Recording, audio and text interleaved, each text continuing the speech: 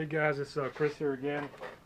Just doing a quick follow-up video to the one I did just a couple of days ago about the cam lean on the bows. Hopefully everybody's watched that. I know it was really long. It was a lot longer than I wanted, but I'm going to make this one short.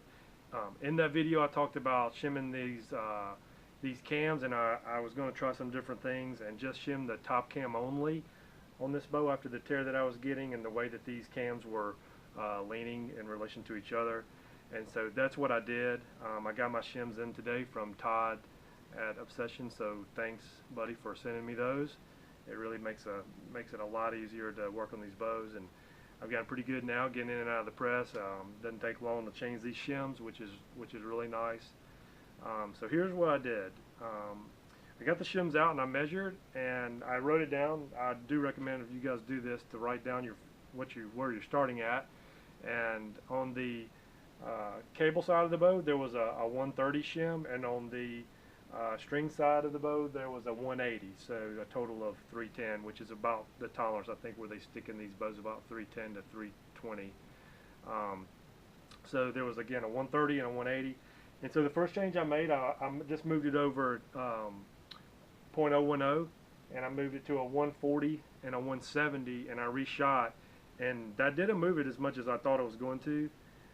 Probably if I'd moved both cams it would have made it right, but this bottom cam still had more lean than the top, so I left it alone, and I just went back to the press one more time, and I ended up with a 150 and a 160. So now this top cam is almost dead even in the on the axle at the top, and the bottom is still shimmed a little bit more towards the roller guard. And then it shot a perfect bullet hole. I tried a couple of different shafts. I do have one shaft that doesn't shoot that great, and it shot bullet holes with both. So I was happy with that. And then I shot a flex shaft at about 5 feet, and it bullet hole too. So I'm good with that. And I did not have to touch the rest. I try not to touch a rest on any of the bows that I shoot. And I could have done that.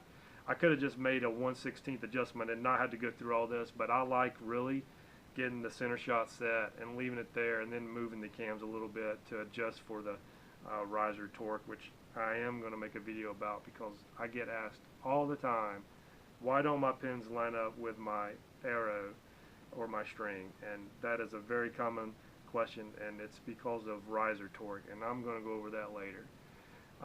But I wanted to just really quick say, look, here's where the cams ended up. And again, I most of the time measure on this side of the cam, but I can't because of these speed knocks, just so you can see where this cam ended up, because it's very, very close now, the top and bottom. And you can see the bottom cam still's got a good bit of lean. You can see where the arrow is crossing that D-loop, hopefully. It's a little to the outside. And that's not bad at all, because this cam is really straight at full draw. And then on the top, same thing. Let me try to get the point close. You can see it's a little outside. It's a little outside the loop as well. And I'm not sure if that's just because the cable guard is up higher, it's closer to this cam, or why one has a little more lean. But my other bows end up that same way a lot of times too. But they're really, really close now in the way they're leaning, and they look really good at full draw. So that's all that matters to me, and the fact that they do that there, and this thing will shoot broadheads like darts. So hopefully that answers the question. I was able to just shim one cam and get it to do what I wanted it to do, which was a big finding for me and would save me some time in the future, not having to do two cams all the time. But it did exactly what I thought. Hope this helps. If you have any questions, let me know.